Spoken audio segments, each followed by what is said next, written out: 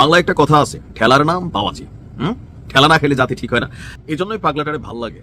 ভারত এবং যুক্তরাষ্ট্র দুয়ের তরফেই যে একদিকে ইউনূস সরকারের সর্বান্তকরণ সমর্থন, অন্যদিকে সংগঠিত শক্তি, সাংগঠনিক শক্তি এবং নির্বাচনী কৌশলে জামায়াতে ইসলামী প্রস্তুতির দিক থেকে অনেক এগিয়ে থাকার কারণে জামায়াতে ইসলামীকে সত্যিকার অর্থেই নির্বাচনে বা রাজনৈতিক মাঠে পরাজিত করবার শক্তি বিএনপির বা তারেক রহমানের আছে কিনা। 12 ফেব্রুয়ারি যত নিকটে আসছে, একটি রাজনৈতিক দলের অস্থিরতা তত বেড়ে যাচ্ছে। আমরা গভীর উদ্বেগের সাথে লক্ষ্য করছি, বিএনপি একেবারে উন্মাদ হয়ে গেছে। বিভিন্ন জায়গায় বিরোধী মতের লোকদেরকে মারধর, তাদের প্রচার প্রচারণা চালাতে বাধা দেয়া, এমনকি জামাত ইসলামের যে সমস্ত পর্দানশীলা নারী নেতৃত্ব আছে, নারী কর্মী যারা আছে, তাদেরকে যাচ্ছে তাই ভাষায় গালাগালি তো করছেই, এমনকি তাদেরকে শারীরিকভাবে লাঞ্ছিত পর্যন্ত করছে। দর্শক, বলছিলাম আওয়ামী লীগের মামলা তুলে নেওয়ার ব্যাপার। এর আগে বিএনপি মহাসচিবের মুখেও এই ধরনের একটা বক্তব্য বেশ কিছুদিন আগে, মাসখানেক আগে সম্ভবত, বেশ আলোচিত হয়েছিল। ঠাকুরগাঁতেই তিনি এই মামলা তুলে নেওয়ার কথা বলে সমালোচিত হয়েছিলেন। এবার বিএনপির আরেক এমপি ক্যান্ডিডেট এই কথা বললেন, আওয়ামী লীগের ভাইদের মামলা তুলে নেবেন। এখন আওয়ামী লীগের ভোটাররা আওয়ামী লীগের ভাই হয়ে গেছে, ফ্যাসিস্ট হাসিনা আপা হয়ে গেছে। তারেক রহমান 25শে ডিসেম্বর দেশে ফেরার আগেই আপনাদের কাছে আমি বারবারই বলছিলাম যে এই যে 29শে নভেম্বরেও তারেক রহমান লিখলেন যে তার দেশে ফেরার বিষয়টি তার একক নিয়ন্ত্রণাধীন নয় এবং সে কারণে তিনি মায়ের মৃত্যুশয্যায়ও বা মার রোগশয্যায়ও মাকে এসে দেখতে পাচ্ছেন না। আর সেই বিষয়টা যে নাটকীয়ভাবে বদলে গেল 12ই ডিসেম্বর ওসমান হাদি গুলিবিদ্ধ হওয়ার পর, তার পেছনে সবচেয়ে বড় কারণ ছিল এই যে একই সময়ে তফসিল ঘোষণার পর একজন জনপ্রিয় মুখ ওসমান হাদিকে গুলিবিদ্ধ করবার মাধ্যমে দেশে অস্থিতিশীলতা সৃষ্টি আর বেগম খালেদা জিয়ার এক রকমের মৃত্যুশয্যায় চলে যাওয়া, এই বিষয়গুলো মাথায় রেখে আন্তর্জাতিক পক্ষগুলো, বিশেষভাবে ভারত আর যুক্তরাষ্ট্র, একমাত্র স্থিতিশীলতার অপশন হিসেবে, বাংলাদেশের একমাত্র গ্রহণযোগ্য নেতা হিসেবে যিনি ফিরলে বাংলাদেশ নির্বাচনের পথে হাঁটবে, বাংলাদেশে একটা স্থিতিশীলতা আসবে, বাংলাদেশে একটা অংশগ্রহণমূলক রাজনীতির সূচনা করা যাবে, মানে ভারত এবং যুক্তরাষ্ট্রের যেই অ্যাসাইনমেন্টগুলো নিয়ে তারেক রহমান সরাসরি দেশে ফেরবার অনুমোদন পেয়েছিলেন, সমর্থন পেয়েছিলেন, তার মধ্যে এই স্থিতিশীলতা, শান্তি আনয়ন এবং অংশগ্রহণমূলক রাজনৈতিক পরিবেশ সৃষ্টির প্রতিশ্রুতি সুনির্দিষ্টভাবে ছিল। আওয়ামী লীগের রাজনৈতিক কার্যক্রম ফিরিয়ে আনার ক্ষেত্রে বিএনপিকে যে ভূমিকা রাখতে হবে, না হলে মধ্যপন্থী দল বিএনপিও বাংলাদেশের রাজনীতিতে আর টিকতে পারবে না। বাংলাদেশের রাজনীতি নির্বাচনের মাধ্যমে কিংবা অন্তর্বর্তীকালীন সরকার ইউনূস সরকারের সম্পূর্ণ সমর্থন এবং ডিজাইনে প্রকৃতপক্ষে একটা ইসলামী শাসনের দিকে যাচ্ছে, যার ফলে জুলাই সনদের মাধ্যমে বাংলাদেশের সংবিধানের চরিত্রটাও বদলে যাবে। এই সব বিষয় মাথায় রেখে এবং খালেদা জিয়ার অনুপস্থিতিতে তারেক রহমানই একমাত্র অপশন, সেটা জেনে তারেক রহমানকে দেশে ফেরার সমর্থন দিয়েছিল একদম নাটকীয়ভাবে, হঠাৎ করেই ভারত এবং যুক্তরাষ্ট্র, এবং তিনি তখন দেশে ফিরতে পেরেছেন। কাজেই তারেক রহমান যে দেশে ফিরে শান্তি চাই, আমাদের সকলকে মিলে বাংলাদেশ গড়তে হবে, এসব কথা বলছেন, তার একটা বড় কারণ যে তিনি জানেন তার উপর আন্তর্জাতিক সমর্থনের প্রত্যাশা কি, কারণটা কি। দেখুন, তারেক রহমানকে যুক্তরাষ্ট্রের বড় ধরনের আপত্তি ছিল তারেক রহমানকে নিয়ে, কারণ 2008 সালের নভেম্বরে তখনকার রাষ্ট্রদূত জেমস এফ মরিয়ার্টি যুক্তরাষ্ট্রে চিঠি লিখে রীতিমতো সাবধান করে দেয় যুক্তরাষ্ট্রের পররাষ্ট্র দপ্তরকে যে কিছুতেই যাতে খালেদা জিয়ার কুখ্যাত পুত্র, যাকে কিনা ব্রিটেন আশ্রয় দিয়েছে বা ব্রিটেনে তিনি ঢুকেছেন সেনাবাহিনীর সঙ্গে একটা দর কষাকষির প্রেক্ষিতে, সেই কুখ্যাত পুত্রকে যাতে কিছুতেই যুক্তরাষ্ট্র ঢুকতে না দেয়, কারণ তিনি সন্ত্রাসী, চাঁদাবাজি এবং তিনি জঙ্গিবাদ লালন করেছেন। কাজেই সেই তারেক রহমানের ওপর ভরসা করতে যুক্তরাষ্ট্রকে সত্যিকার অর্থেই ততটাই নিরুপায় হতে হয়েছে। ভারত 10 ট্রাক অস্ত্র মামলার জন্য হাওয়া ভবনকে, তারেক রহমান এবং তারেক রহমান ঘনিষ্ঠ ব্যক্তিবর্গকে সরাসরি দায়ী বলে মনে করে। কাজেই সেই ভারতকে যে তারেক রহমানের সঙ্গে সাক্ষাৎ করে তার মায়ের ভারত বাংলাদেশ সম্পর্ক উন্নয়নে অবদানের কথা স্মরণ করিয়ে দিতে হয়েছে, এই চ্যানেলটা চালু করতে হয়েছে যে তারেক রহমান ক্ষমতায় এলে ভারত বাংলাদেশ সম্পর্কটা আরো স্বাভাবিক হবে, এর পুরোটার কারণই বাংলাদেশকে একটা মধ্যপন্থায় রাখা। এবং এতে ভারত এবং যুক্তরাষ্ট্র একজোট হয়ে, একত্র হয়ে, একমত হয়ে মনে করে যে সেই অবস্থায় বাংলাদেশকে রাখতে হলে বাংলাদেশের রাজনীতিতে আওয়ামী লীগকেও ফেরাতে হবে এবং সক্রিয় করতে হবে। কাজেই তারেক রহমানের সঙ্গে হাত মিলিয়ে গেছেন বলেই ভাবার কারণ নাই যে ভারত আমেরিকার সেই যে চেষ্টা, সে চেষ্টার অবসান হয়েছে। তারা নিবিড়ভাবে লক্ষ্য রাখছে তারেক রহমান বিএনপি আওয়ামী লীগকে রাজনীতিতে ফেরাতে কি করে। নির্বাচনটা হয়ে যাবে কিনা তা নিয়ে যখন সকল পক্ষের সন্দেহ আছে এবং উদ্বেগ আছে যে নির্বাচন না হলে এই চরমপন্থীদের উস্কানি দেওয়া, আশকারা দেওয়া ইউনূস সরকার আরো দীর্ঘমেয়াদে থাকবে এবং সে সময়ও রাজনীতিতে আসলে সক্রিয়ভাবে আওয়ামী লীগকে প্রয়োজন হবে, কারণ বিএনপির পক্ষে রাজনৈতিকভাবে মাঠে সেই রাজনীতিকে মোকাবেলা করা সম্ভব হবে না। এই সব কিছু মাথায় রেখে ভারত এবং যুক্তরাষ্ট্র বিশেষভাবে এই অঞ্চলের নিরাপত্তার কথা মাথায় রেখে, কারণ বারবার মনে রাখবেন ট্রাম্প প্রশাসনের সঙ্গে মার্কিন যুক্তরাষ্ট্রের অন্য প্রশাসনের সবচেয়ে বড় পার্থক্যটা হচ্ছে এটা যে তারা কোনোভাবেই কোনো দেশে ইসলাম পন্থার, চরমপন্থার, মৌলবাদের বিকাশ ঘটিয়ে, যেটাকে মার্কিন যুক্তরাষ্ট্রের গোয়েন্দা প্রধান তুলসি গ্যাবার্ড খিলাফতের বিকাশ বলেন, সেটা ঘটিয়ে কোনোভাবেই তারা আধিপত্য বজায় রাখতে চায় না। কারণ তারা জানে যে খিলাফতের বিকাশ হলে ট্রাম্প প্রশাসনের সবচেয়ে বড় যে আগ্রহ, সেই আগ্রহ অর্থাৎ বাণিজ্যের যে সুবিধা তারা চায়, সেই আগ্রহ দীর্ঘমেয়াদে সফল হতে পারে না।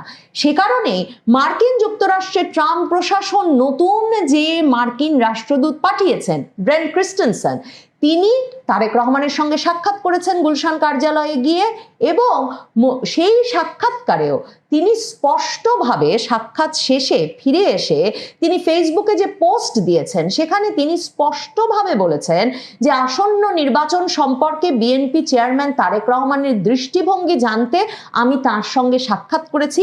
আমি ইউএস এমবাসির করা অনুবাদটাই পড়ছি, এবং ইউএস অ্যাম্বাসাডার লিখছেন যে যুক্তরাষ্ট্র শান্তি ও সমৃদ্ধির অভিন্ন লক্ষ্যকে এগিয়ে নিতে বাংলাদেশের সব রাজনৈতিক দলের সঙ্গে কাজ করতে আগ্রহী।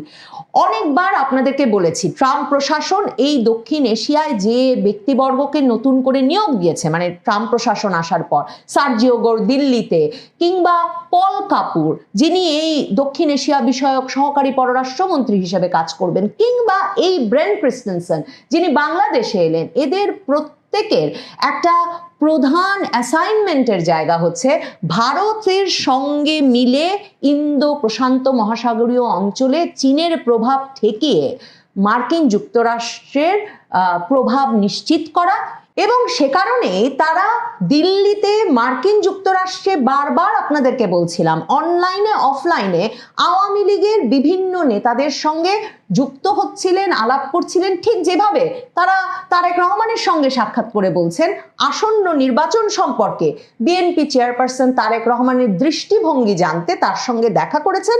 ঠিক একইভাবে সেই দৃষ্টিভঙ্গি জানতে তারা নিয়মিত আওয়ামী লীগের সঙ্গে যোগাযোগ রাখছেন, কারণ তারা মনে করেন শেয়ার্ড পিস এবং প্রসপারিটির জন্যে, শান্তি এবং উন্নয়নের অভিন্ন লক্ষ্য নিয়ে এগোতে হলে বাংলাদেশের সব রাজনৈতিক দলের সঙ্গে কাজ করতে হবে।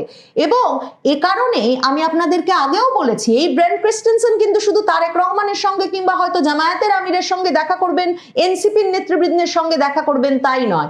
ব্রেন্ট ক্রিস্টেনসেন প্রকাশ্যে অপ্রকাশ্যে বাংলাদেশের ভেতরেও আওয়ামী লীগ নেতৃবৃন্দের সঙ্গে আলাপ আলোচনার চেষ্টা এবং আলাপ আলোচনায় উদ্যোগী হয়েছেন। দিল্লিতে আওয়ামী লীগ যে হঠাৎ করে প্রকাশ্যে চলে এসেছে, মানে আওয়ামী লীগের তরফে বলা হচ্ছে এটা তো আওয়ামী লীগ নয়, এটা একটা মানবাধিকার সংগঠনের আয়োজনে এক সংবাদ সম্মেলন দিল্লি প্রেস ক্লাবে, কিন্তু সেখানে আওয়ামী লীগের দুজন মন্ত্রী গিয়ে যে অংশ নিয়েছেন। আবারও শুক্রবারে 23শে জানুয়ারিতে আবারও দিল্লি প্রেস ক্লাবে আওয়ামী লীগের 2 মন্ত্রীর অন্তত অংশগ্রহণে আরেকটি সংবাদ সম্মেলন হতে যাচ্ছে। শুধু তাই নয়, সারা সামাজিক যোগাযোগ মাধ্যম জুড়ে খবর বেরিয়ে পড়েছে যে সেই দিল্লি প্রেস ক্লাবের সংবাদ সম্মেলনে সাংবাদিকদের মুখোমুখি হতে পারেন শেখ হাসিনাও। আওয়ামী লীগ সভানেত্রী শেখ হাসিনাও আসতে পারেন। এমনকি বিবিসি বাংলা সেই জোর আলোচনা সম্পর্কে খবর করেছে। দিল্লি যে বাংলাদেশের সরকারের সঙ্গে সম্পর্কটা যখন তলানিতে, কারণ বাংলাদেশ সরকারের অভিযোগ মৃত্যুদণ্ডপ্রাপ্ত শেখ হাসিনাকে ভারত ফিরিয়ে দিচ্ছে না। বাংলাদেশ সরকারের অভিযোগ শেখ হাসিনাকে ভারতে বসে নেতাকর্মীদের সঙ্গে বিভিন্ন প্ল্যাটফর্মে কথা বলার সুযোগ দিচ্ছে, তিনি বিভিন্ন সময় ফেসবুক লাইভে এসে বক্তৃতা দিচ্ছেন। এসব ভারত সরকার কেন বন্ধ করছে না?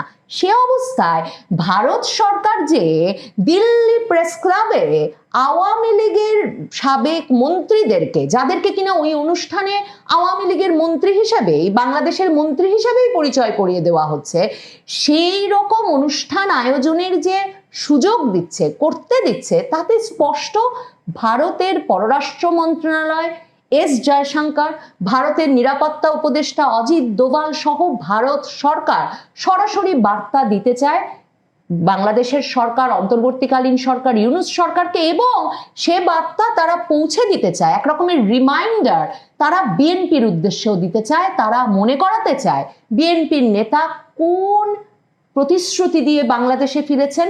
তারা মনে করাতে চায় বাংলাদেশের অন্তর্বর্তীকালীন সরকারকে আওয়ামী লীগকে বাংলাদেশের রাজনীতি থেকে ছুঁড়ে ফেলে দেওয়ার রাজনীতি বা অবস্থানটি ভারত সরকার গ্রহণযোগ্য বলে মনে করে না।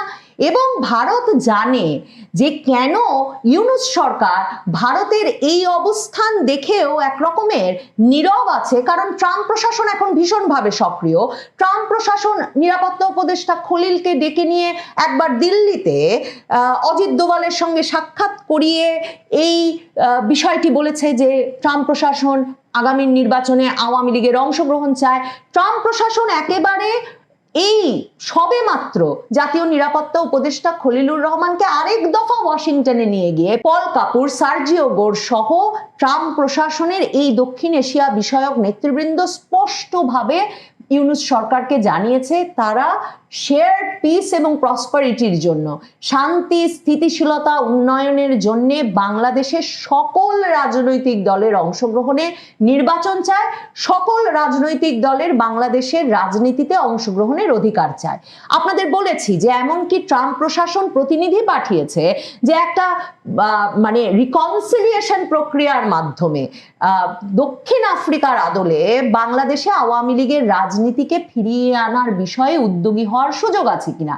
কাজে ট্রাম্প প্রশাসন সকল অ্যাভিনিউ পরীক্ষা করে দেখছে।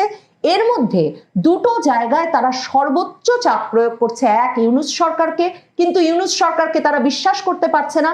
সে কারণে সেই বিশ্বাস তারা রাখতে চাইছে তারেক রহমানের ওপরে, যে তারেক রহমান যদি বা নির্বাচনের আগে আওয়ামী লীগকে রাজনীতিতে ফেরানোর বিষয়ে সর্বোচ্চ উদ্যোগ না নিতে পারেন, তাহলে তিনি যাতে নির্বাচনের পর তাতে উদ্যোগী হন। কিন্তু সেক্ষেত্রেও বিশ্বাসের সম্পর্কের সমস্যা আছে ভারত এবং যুক্তরাষ্ট্র দুয়ের সঙ্গেই।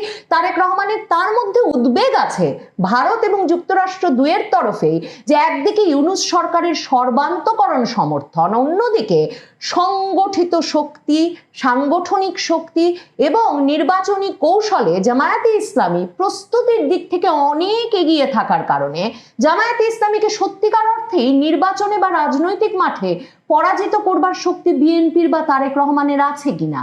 সে কারণে যুক্তরাষ্ট্র এবং ভারত এই সময়টায় আওয়ামী লীগকে চাঙা করা, আওয়ামী লীগকে সংগঠিত করা, আওয়ামী লীগকে প্রস্তুত রাখা যে কোনো সময় বাংলাদেশের রাজনীতির মাঠে ফেরবার জন্য, এই বিষয়গুলোকে অত্যন্ত গুরুত্বপূর্ণ মনে করছে। এবং সেই দুই প্রশাসনের একেবারে প্রত্যক্ষ সমর্থন এবং প্রত্যক্ষ উৎসাহেই আওয়ামী লীগের নেতৃবৃন্দ বিশেষভাবে ভারতের রাজধানী দিল্লিতে ঘন ঘন সংবাদ মাধ্যমের সামনে নানা সংগঠনের ব্যানারে আসার সিদ্ধান্ত নিয়েছেন।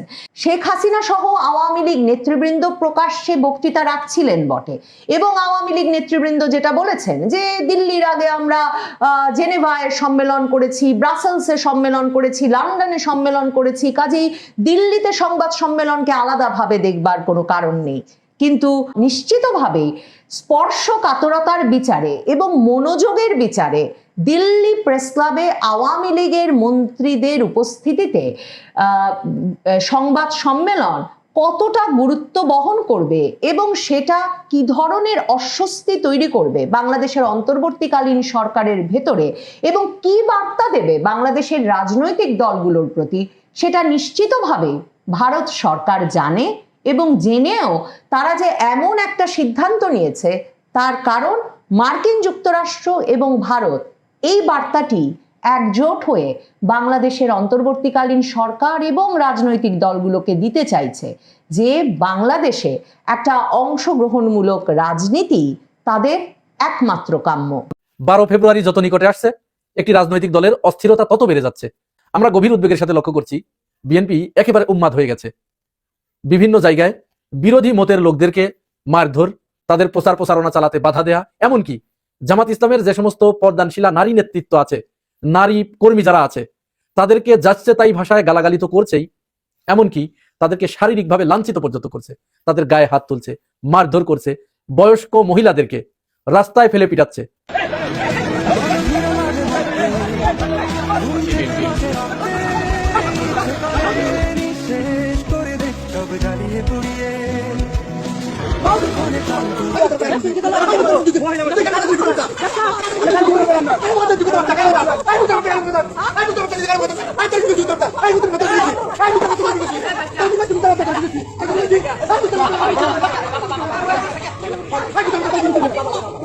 এটি কি আমাদের দেখার বাকি ছিল? শেখ হাসিনা এত নিকৃষ্টতম লোক ছিল, আমাদের কাছে মনে হতো যে শেখ হাসিনা এবং তার দলের সান্ডা পান্ডার চেয়ে নিকৃষ্ট এই পৃথিবীতে আর কোনো মানুষ হয় না। কিন্তু হঠাৎ করে কি যেন হলো, বিএনপি পুরা আওয়ামী লীগের চরিত্র ধারণ করে ফেললো। জামাতের নারী কর্মীদেরকে কিভাবে হেনস্থা করছে, তাদের হিজাব টেনে খুলছে, তাদের বুরকা নিয়ে কটূক্তি করছে, তাদের বুরকা খুলে ফেলে দিচ্ছে, তাদের পেটের উপরে লাথি মারছে, তাদেরকে পিছন থেকে লাথি দিয়ে ফেলে দিচ্ছে, ইত্যাদি ইত্যাদি। কেন এই দলটির এই অবস্থা? তাদেরকে এই পথ কেন বেছে নিতে হলো? আর চাঁদাবাজির কথা তো বলবোই না। একের পর এক তারা বিভিন্ন জায়গায় চাঁদাবাজির স্বর্গরাজ্য কায়েম করেছে। এবং চাঁদাবাজি কোন পর্যায়ে চলে গেছে দেখুন, বিএনপির এক নেতা, এই যে নারায়ণগঞ্জে, বেশি দূরে নয়, নারায়ণগঞ্জের বিএনপির সাংগঠনিক সম্পাদক, তিনি একজন শিল্পপতিকে ফোন দিয়ে তাকে কিভাবে হুমকি ধামকি দিচ্ছেন এবং চাঁদা দাবি করছেন, এটি আমি মুখে বলবো না, তার একটি অডিও রেকর্ড ফাঁস হয়েছে। এই অডিও রেকর্ডটি আসুন আমরা একটু শুনি। আসসালামু আলাইকুম। ওয়ালাইকুম আসসালাম। কি রে, কি খবর? রিয়াদ ভাই একটু কথা বলুন। আপনি ফ্যাক্টরি খুলছেন কেন? বাবা ফ্যাক্টরি খুলছেন কেন? খুলছি কেন? হুম? বাজান কি করতে হবে তুমি কইও, তোমার ফ্যাক্টরিতে আগুন ধরাই দিমু। না বাবা, বাবা আপনি তো শেখ হাসিনার নাকি লাগেন আপনি? কেডা কইছে তোমার? মানে চলেন কয়দিন মানুষ মনে করেন না। আপনি এখন ফতুল আসেন। আমি তো সকালে একটু লাগে লাগুটা পাইলাম না, আমি খালি রানার লেগে আগুনটা ধরাই দিই নেই।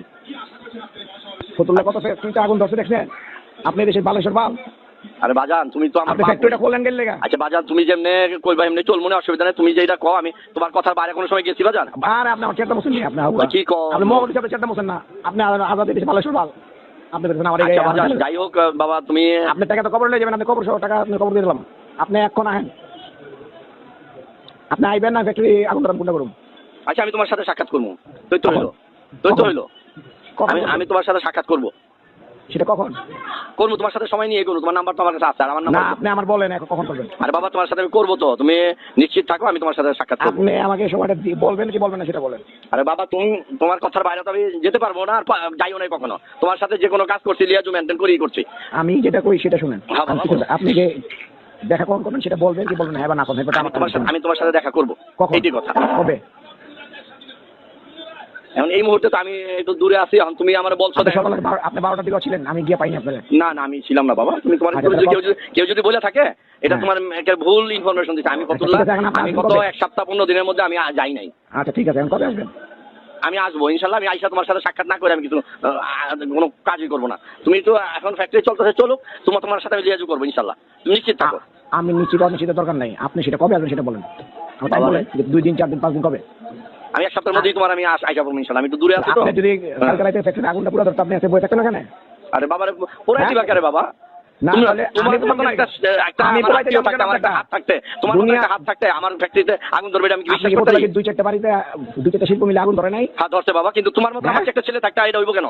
তুমি তো আমার রক্ত, অন্য কেউ তো না। না ধরছে কিনা জিগাই। না না, হইতে পারে। তুমি যে কথা বলছো অসম্ভবের কিছু না, হইতে পারে। কিন্তু তুমি যদি যেখানে আসো সেখানে কিছুই হবে না ইনশাল্লাহ। আগে আপনি আল্লাহ, তুমি আমার বাপ। আমার পয়েন্ট দিয়ে আমি যেটা না কইতাছি বাবা, না। তুমি আমার বাপ। শৈশবের মতন মালিকের ফ্যাক্টরি ধরছে, সেলিম ওসমানেরটাও ধরছে, আর আপনি তো শাহিন ওসমানের ছোট ভাই। বাবা আপনি তো এগুলি আগে কেন বলবো। উল্টা পাল্টা কথা ঠিক বলতো আছে, বাবা? আপনি তো আবার সারাদিন আপনি- সারাক্ষণ করলাম ঠিক আছে। বিএনপি আর ওখানে গেলাম আওয়ামী লীগ। আপনি আওয়ামী লীগ মানে আপনি তো বড় আওয়ামী লীগ। আপনি গুন্ডা পালেন মিয়া, আপনি আমার এই দেশে কথা বলেন। কারে মারছি, কারে আমি রাখছি ক বাজান? শোনেন, বাজান তোমার লোক আমি বেয়াদবি করতে চাই না বাবা, তুমি আমার বাপ লাগো, তোমার আল্লাহর কি হস্তে করবেন? আমি আগে আল্লাহ তোমার উপরে আমি নির্ভর করে আছি, তুমি বাবা একটু হেল্প করো আমারে। আপনি কি করবেন? আমি করবো, তোমার সাথে আলাপ করি। না না না, আপনি কি করলেন বেয়াদবি? শুনেছেন তো আপনারা? তাহলে তারেক রহমান যে বিভিন্ন জনসভায় গিয়ে বক্তব্য দিচ্ছেন যে তার দল ক্ষমতায় আসলে এই চাঁদাবাজিকে শূন্যের কোঠায় নামিয়ে আনবেন, এটি কি আদতেও সম্ভব? বিএনপির পক্ষে কি বাংলাদেশের চাঁদাবাজির রাশ টেনে ধরা সম্ভব? তারেক রহমানের পক্ষে কি এই চাঁদাবাজির রাশ টেনে ধরা সম্ভব? আমরা বলি না, কখনো সম্ভব নয়। কারণ বিএনপি নামক এই দলটি এবং তার নেতাকর্মীরা ইতিমধ্যেই পথ হারিয়ে ফেলেছে। তারা শহীদ প্রেসিডেন্ট জিয়াউর রহমানের আদর্শ থেকে বিচ্যুত হয়ে গেছে, তারা দেশনেত্রী বেগম খালেদা জিয়ার আদর্শ থেকে বিচ্যুত হয়ে গেছে। যেদিন থেকে তারা শহীদ জিয়ার পথ ছেড়ে দিয়েছে, যেদিন থেকে তারা খালেদা জিয়ার পথ ছেড়ে দিয়েছে, সেদিনই তারা ধ্বংস হয়ে গেছে। তাদের জন্য বিপর্যয় অনিবার্য হয়ে উঠেছে। যেদিন থেকে বিএনপি নামক এই সংগঠনটির প্রধান বুদ্ধিজীবী হিসেবে আবির্ভূত হয়েছে বিরানী আলমের মতো মানুষ, যেদিন থেকে এই সংগঠনের প্রধান বুদ্ধিজীবীর দায়িত্ব পালন করছে আব্দুল নূর তুষার, যেদিন থেকে এই সংগঠনটির প্রধান বুদ্ধিজীবীর ভূমিকা পালন করছে ডক্টর জাহেদ, আর মির্জা ফখরুল ইসলাম আলমগীরের কথা তো বলবোই না, বাদই দিলাম। সালাউদ্দিন সাহেবের বিরুদ্ধেও ভুরি ভুরি অভিযোগ, আমির খসরু মাহমুদের বিরুদ্ধে ভুরি ভুরি অভিযোগ। কার কথা বলবো আর কার কথা বাদ দেবো? একজনকে বললে আরেকজন তো বেজার হবে, অখুশি হবে। ফজু পাগলার কথা তো বাদই দিলাম। এরা এই বিএনপিকে আজ খাদের কিনারে এসে দাঁড় করিয়েছে, যার কারণে বিএনপি এখন দেউলিয়াতের এমন পর্যায়ে চলে গেছে যে তারেক রহমানের জনসভায়, তারেক রহমানের উপস্থিতিতে যুব দলের নেতারা ভাষণ দেন, ছাত্র দলের নেতারা ভাষণ দেন যে আমরা বারবার তারেক রহমানের এই মঞ্চ থেকে জয় বাংলা স্লোগান দেব, দেখি কে কি করে। তারা এখন হাসিনাই তাদের ভরসা, একমাত্র ভরসা। বিএনপির ভরসা আর বাংলাদেশের জনগণ নয়, আওয়ামী লীগ। শুধু কি তাই? এখানেই কি শেষ? মির্জা ফখরুল ইসলাম আলমগীর তিনি শেখ হাসিনার প্রতি গোসা করে, একটু অভিমান করে বলছেন যে আপা চলে গেল, আমাদেরকে এমন একটা বিপদে ফেলে চলে গেল যখন গণতন্ত্রটাই নস্যাৎ হবার পথে। তিনি যদি এখানে থাকতেন তাহলে অন্তত গণতন্ত্রটা বেঁচে থাকতো। ফখরুল ইসলাম আলমগীর এর অবশ্য জবাব জনগণের পক্ষ থেকে দেওয়ার আগেই ফখরুল ইসলাম আলমগীরের জামাই ফাহাম আব্দুল সালাম তিনি তার শ্বশুরকে একটি চমৎকার জবাব দিয়েছেন। তো ভাগ্য ভালো এখানে তিনি শ্বশুরকে মাদার ড্যাশ ড্যাশ ড্যাশ বলেছেন, কপাল ভালো যে তিনি ফাদার ড্যাশ ড্যাশ ড্যাশ বলেন নাই। এই হলো বিএনপির অবস্থা। এই বিএনপিকে কি ভেবে জনগণ তাদের সিল দেবে? বিএনপি নেতা ইশরাক দেখলাম, এই ঢাকার নেতা ইশরাক, সে প্রকাশ্যে বলে বেড়াচ্ছে কিসের হা ভোট, কোনো হা ভোট হবে না, সব না ভোট। তার মানে কি? না ভোটকার আর হা ভোটকার। দর্শক, এটি কিন্তু আপনাদেরকে প্রচার চালাতে হবে এবং আপনাদের এটি খুব ভালোভাবে বুঝে নিতে হবে। হা ভোট মানে বাংলাদেশ, আর না ভোট মানে ইন্ডিয়া। পরিষ্কার কথা। হা ভোট মানে আমার লাভ, আর না ভোট মানে এদেশের নেতাদের লাভ, মন্ত্রী এমপি যারা হবে তাদের লাভ। কারণ হা ভোটের ভিতরে মন্ত্রী এমপিদের ক্ষমতা কমানোর কথা বলা হয়েছে। সেখানে প্রধানমন্ত্রী কি করতে পারবে আর কি করতে পারবে না সেই কথাটি বলা হয়েছে। হা ভোটের ভিতরে মাত্র 5টি প্রশ্ন, খুব বেশি না। মন্ত্রী যারা হবে তারা কোটি কোটি টাকা খরচ করছে, শুধু কোটি কোটি বলে ভুল হবে, দুঃখিত, মাফ করবেন দর্শক আমাকে, হাজার হাজার কোটি টাকা খরচ করছে একটা এমপি হবার জন্য। এই টাকা কেন খরচ করছে? তার এখানে কি স্বার্থ? সে তো এই টাকা তুলবে। তো হা জয়যুক্ত হলে এই টাকা সে আর তুলতে পারবে না, তার ওই পথটা রুদ্ধ হয়ে যাবে। যার কারণে বিএনপি উঠে পড়ে লেগেছে এবং বিএনপির নেতাকর্মীরা উঠে পড়ে লেগেছে না ভোট জয়যুক্ত করতে। হার পক্ষে তারা হার কাছে কখনোই যাবে না। শুধু কি তাই? হা যদি জয়যুক্ত হয় তাহলে বিএনপি শেখ হাসিনার মতো 17 বছর জোর করে ক্ষমতায় থাকতে পারবে না। কিন্তু অবস্থা দৃষ্টি আমাদের কাছে মনে হচ্ছে যে বিএনপি যেভাবে না ভোটের প্রচারণা করছে, চালাচ্ছে, তাতে মনে হচ্ছে বিএনপি তাদের ভিতরে এই সুপ্ত বাসনা লুকায়িত রয়েছে যে তারা শেখ হাসিনা যেমন 17 বছর চালিয়েছে, অন্তত 17 বছর না হলেও মিনিমাম 15 বছর তারা চালাতে চায়, এরকম একটা চিন্তা ভাবনা তাদের ভিতরে আছে। জনগণ এখন আপনাদেরকে সিদ্ধান্ত নিতে হবে। আপনি যদি বিএনপির কর্মীও হন, আপনি যাকে ভোট দিচ্ছেন, মনে করেন আপনি না ভোট দিলেন, তো না ভোট দিলে পরে আপনি যাকে ভোট দিলেন সে তো আপনার সমস্ত সুযোগ সুবিধাকে পায়ের তলে ফেলে সে তার আখের গোছানোর সব সুযোগ পেয়ে গেল। তাহলে চূড়ান্তভাবে আলটিমেটলি কে ক্ষতিগ্রস্ত হলো? আপনি বিএনপি করেন আর জামাত ইসলাম করেন আর যে দলই করেন, ক্ষতিগ্রস্ত হলো কে? এই আমি, আপনি, সাধারণ মানুষ। আর আপনি যদি হা ভোটে ভোট দেন, হাকে জয়যুক্ত করেন, তাহলে আমাদের যে অধিকার, হা মানে পুরাটাই জনগণের অধিকার, যদি নিজেদের ভালো চান, নিজেদের স্বার্থ যদি টিকিয়ে রাখতে চান, একজন নাগরিক হিসেবে সাধারণ মানুষ হিসেবে যদি রাষ্ট্র আপনার কথা শুনতে বাধ্য হবে, এই ভূমিকাটুকু যদি রাখতে চান, তাহলে আপনাকে ভোট দিতে হবে, হাকে জয়যুক্ত করাতে হবে। দর্শক, বলছিলাম আওয়ামী লীগের মামলা তুলে নেওয়ার ব্যাপার। এর আগে বিএনপি মহাসচিবের মুখেও এই ধরনের একটা বক্তব্য বেশ কিছুদিন আগে, মাসখানেক আগে সম্ভবত, বেশ আলোচিত হয়েছিল। ঠাকুরগাঁতেই তিনি এই মামলা তুলে নেওয়ার কথা বলে সমালোচিত হয়েছিলেন। এবার বিএনপির আরেক এমপি ক্যান্ডিডেট এই কথা বললেন, আওয়ামী লীগের ভাইদের মামলা তুলে নেবেন। এখন আওয়ামী লীগের ভোটাররা আওয়ামী লীগের ভাই হয়ে গেছে, ফ্যাসিস্ট হাসিনা আপা হয়ে গেছে। কারণ ভোটের বাক্সে আদতে ভোট প্রয়োজন বিজয় লাভ করতে হলে। এটা নিয়ে আমরা গতকালকে একটা আলাপও করেছিলাম। একটি গণমাধ্যম এটার বিশ্লেষণমূলক একটা প্রতিবেদন তৈরি করেছিল যে আওয়ামী লীগের ভোট টানতে দুই দলের কাড়াকাড়ি, অর্থাৎ জামাত বিএনপি দুই দলই কৌশলের কাড়াকাড়ি শুরু করেছে আওয়ামী লীগের ভোট কিভাবে নিজেদের বাক্সে নেওয়া যায়। কি বলছে গণমাধ্যম, চলুন একটু দেখে নিই। গণমাধ্যমের শিরোনাম হচ্ছে, আওয়ামী লীগের ভাইদের নামে যে মামলা আছে আমি তা তুলে নেব। বিএনপির কেন্দ্রীয় নির্বাহী কমিটির সদস্য ও মৌলভীবাজার ৪ আসনের বিএনপির প্রার্থী আলহাজ মুজিবুর রহমান চৌধুরী, যিনি হাজি মুজিব নামে পরিচিত, তিনি বলেছেন বাংলাদেশের স্বাধীনতার পক্ষে সবচেয়ে বড় দুটি দল হলো আওয়ামী লীগ এবং বিএনপি। এই সেম মন্তব্য মির্জা ফখরুলও কয়েকদিন আগে করেছিলেন যে বাংলাদেশের বড় দুইটি দল বলতে তো আমরা, তাকে প্রশ্ন করা হয়েছিল যে বড় দুইটি দল এই প্রসঙ্গে যখন বলা হয়েছিল, অর্থাৎ জামাত এবং বিএনপিকে বোঝানো কথা ছিল, বুঝিয়েছিলেন সাংবাদিক, তখন তিনি বলেছিলেন যে বড় দুটি দল বলতে তো আমি আওয়ামী লীগ বিএনপিকেই বুঝি। এই একই কথা এই হাজি মুজিব তিনিও বললেন। তিনি বলছেন যে স্রোত এখন ধানের শীষের দিকে, ধানের শীষকে যদি ভোট দিয়ে এগিয়ে দেন তাহলে আপনার এলাকায় উন্নয়ন হবে। আমার নেতা তারেক রহমান বলেছেন মানুষ যেভাবে পছন্দ করে আমরা সেভাবে চলবো। এটা খুবই ভালো কথা। নিজ দলের প্রতিদ্বন্দ্বী বিদ্রোহী প্রার্থী মহসিন মিয়া মধুর সমালোচনা করে বলেন ৩৫০০ ভোটের মেয়র, উনি এখন ৫,৪২,০০০ ভোটের সংসদ নির্বাচনে, মানে তাকে খাটো করছেন আর কি। কিন্তু তিনি নিজে কি, সেটাও একটা বড় ব্যাপার। আমি প্রথমে স্বতন্ত্র নির্বাচন করেছি, পরে দলের হয়ে এবার নিয়ে তৃতীয়বার ধানের শীষ নিয়ে নির্বাচন করছি। উনি যে দলের বিরুদ্ধে লাগছে, ওনার পেছনে কি শহীদ সাহেব আসেনি? আওয়ামী লীগের লোক কি ওনাকে ভোট দিব? কালাপুরের আওয়ামী লীগের প্রত্যেক লোক আমাকে ভোট দিব। আমি চ্যালেঞ্জ দিয়ে বলছি, কেন দিবে? আমি বলেছি তোমরা আমার ভাই, আওয়ামী লীগ বিএনপি বুঝি না, আমরা সবাই সাধারণ মানুষ, আমরা খেটে খাওয়া মানুষ, আমরা মানুষের পাশে দাঁড়াতে চাই। এখন আমি যদি আওয়ামী লীগের মানুষকে কেস বা মামলা দিয়ে দৌড়াই, বিএনপির মানুষকে কেস বা মামলা দিয়ে দৌড়াই, তাহলে লাভের লাভ কি কিছু হইবনি? ভোট আরও কমবো। এই কারণে যত চেয়ারম্যানরা আছে, যত মেম্বাররা আছে, দু একজন বাদে সবাই আমাকে মায়া করছে। কেন? আমি বলেছি তোমার কেস মামলা আমি দেখব, মানে দেখবেন। মামলা তো হয়েছে, মামলাগুলো দেখবেন তিনি। এই শ্রীমঙ্গল উপজেলার কালাপুর ইউনিয়নের রাজাপুর গ্রামের মানুষদের সাথে নির্বাচনী উঠান বৈঠকে তিনি এই কথা বলেছেন।